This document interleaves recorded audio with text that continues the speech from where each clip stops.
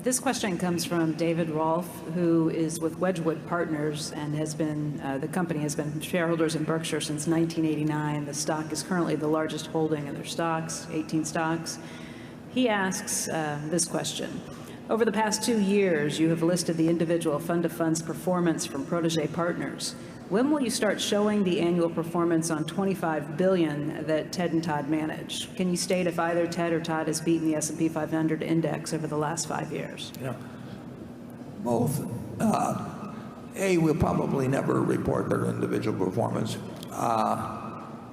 But you can be sure that I have an enormous interest in, as does Charlie, in how much we think they contribute to Berkshire, and they've been terrific.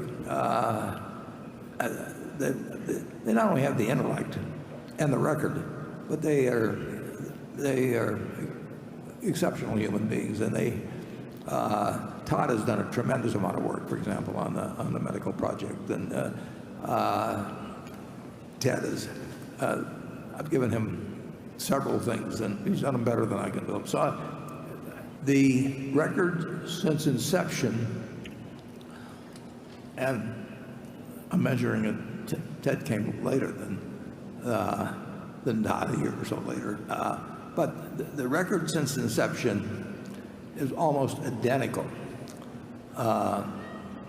both for the two managers from their different inceptions, and matching the S&P. And they've received some incentive compensation, which they only get if they beat the S&P. And as I say, they're just slightly ahead.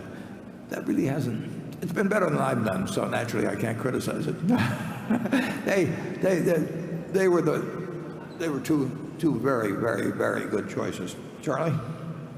You did report it in a previous year. You just didn't do it this year. But now you have your report. No.